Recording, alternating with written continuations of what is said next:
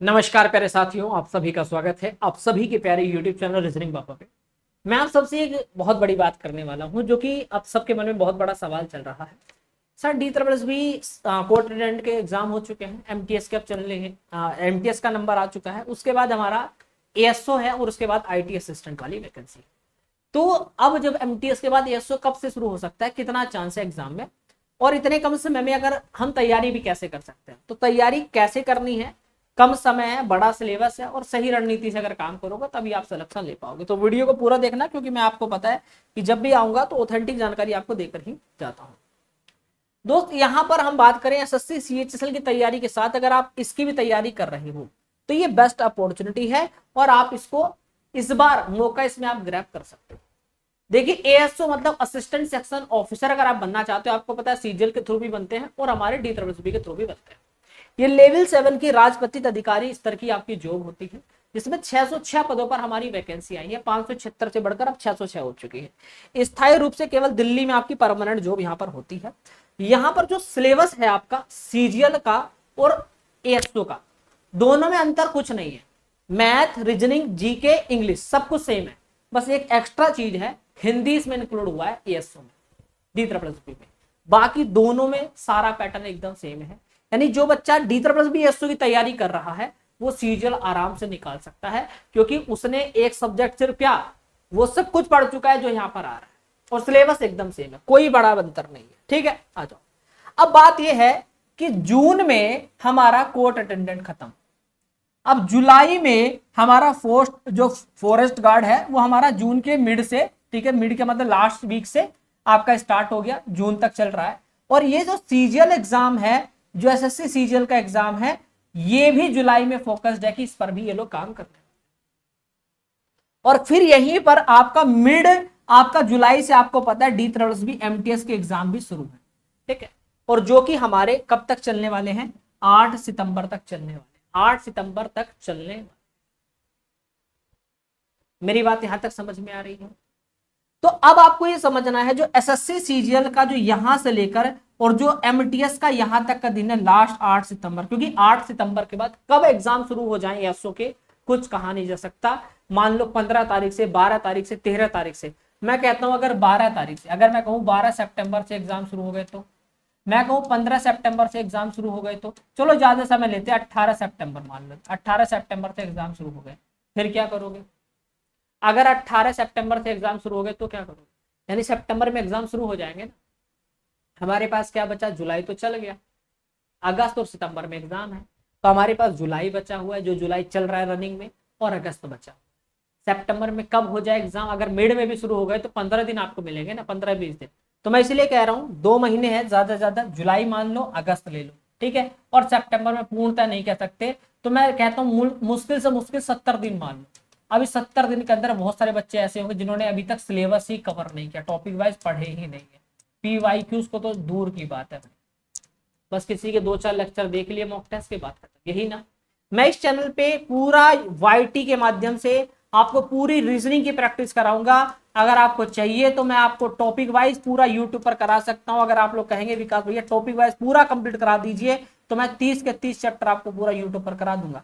आपको पीवाईक्यू चाहिए तो वीडियो के नीचे पीवाईक्यू कर देना, मैं एक एक सेट आपको लगवा दूंगा। तो टॉपिक वाइज चाहिए या पीवाईक्यू, इस वीडियो के नीचे कमेंट कर देना, वैसा ही मैं कर दूंगा मेरे भाई, ठीक है। बाकी हिंदी के लिए मास्टर प्लान मैंने आपको बता दे रहा हूं, अभी क्या करना है, चेतावनी, अभी हिंदी को पूरी तरीके से छोड़ दे, अपना 100% समय सीजीएल वाले 4 टॉपिक को दो, ठीक है। सीजीएल के बाद आपका ये आएगा, तो जिन बच्चों ने सीजीएल का भी फॉर्म भरा है और एएसओ का भी, तो पहले सीजीएल पर फोकस करो, सीजीएल के बाद ही एएसओ होगा, तो आप लास्ट डे में भी आपको हिंदी को कवर कर सकते हो। रणनीति यह है कि सीजीएल परीक्षा खत्म होने के बाद एएसओ के पहले मिलने वाले 20 से 25 दिन आपको मिलेंगे, और 20 से 25 दिन मतलब रोज के 4 से 5 घंटा कर दोगे तब भी आप हिंदी को कवर कर लोगे। हाँ, अगर आपका सीजीएल का पेपर नहीं है, सीजीएल आपने नहीं भरा, तब आप एएसओ पे पूर्णतः फोकस करके अपनी तैयारी को आगे बढ़ा सकते हो, क्योंकि भाई आप चाहे सीजीएल की तैयारी करो चाहे एएसओ, दोनों का सिलेबस जल्दी कवर करना है, क्योंकि एग्जाम सिर पर है, ठीक है। अब यहां पर देखो आपके एग्जाम में मैथ आता है, तो मैथ में आपको कम से कम ये देखना है कि रिक्वायरमेंट ये है कि मार्जिन कम से कम 70 से 75% लेकर चलना ही चलना है। मैथ सबके 40-40 का वेटेज है, तो मैथ में कम से कम 30 प्लस तो लेकर चलना है।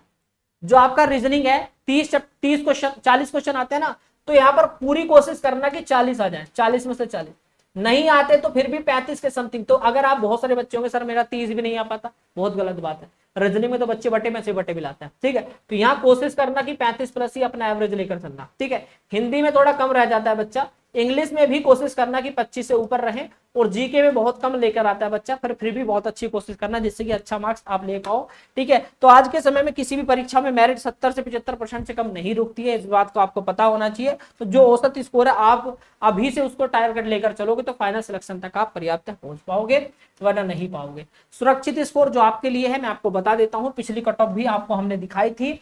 तो आपको 200 में से कितनी कट ऑफ लेकर चलनी है, तो जनरल की मेरे भाई आपको 150 प्लस लेकर चलना है, ओबीसी का 146 प्लस, ईडब्ल्यूएस एससी का 138 प्लस और एसटी का 120 प्लस। अगर आपका इतना टारगेट है तो सिलेक्शन होगा। एक बच्चा कह रहा है सर मेरा 155 प्लस आ रहा है, तो अगर आपका 155 प्लस आ रहा है तो आप 100% सिक्योर हो भाई, आपको टेंशन की जरूरत नहीं है, बस अपनी प्रैक्टिस को जारी रखो, आगे बढ़ाते रहो, ठीक है।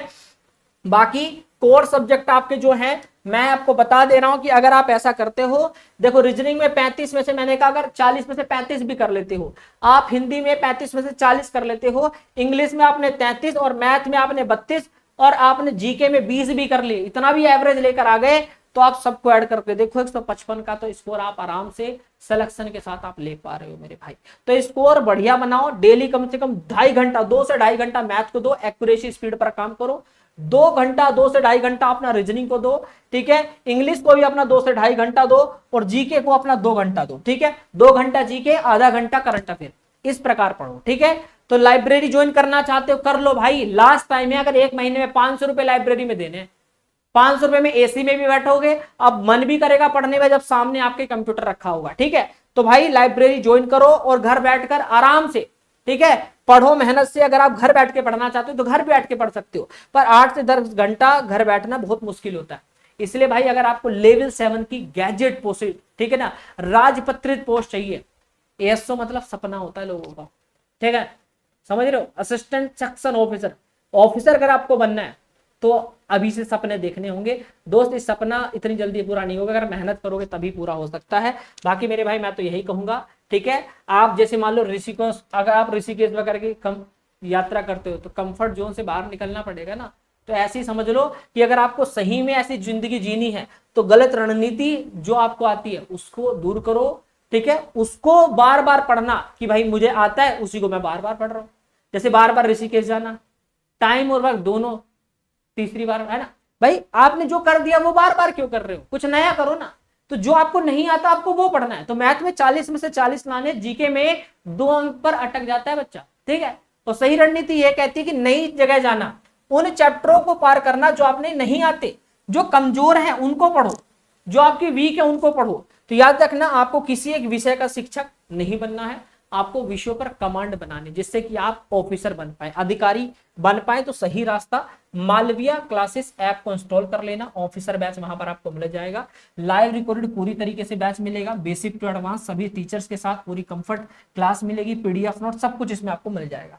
और आपको अलग से सीजीएल का बैच लेने की आवश्यकता यहाँ पर आपको नहीं पड़ेगी। तो जाओ डाउनलोड करो प्ले स्टोर से मालविया क्लासेस ऐप, या वीडियो के नीचे लिंक है, एनरोल करना ऑफिसर बैच को और कूपन कोड M12 लगाना, ठीक है। ये एक्सपायर हो गया है तो M12 लगाकर इस पे छूट भी मिलेगी, और कभी दूसरा बैच ज्वाइन करना चाहोगे तो वो भी आपको फ्री में मिल जाएगा, ठीक है।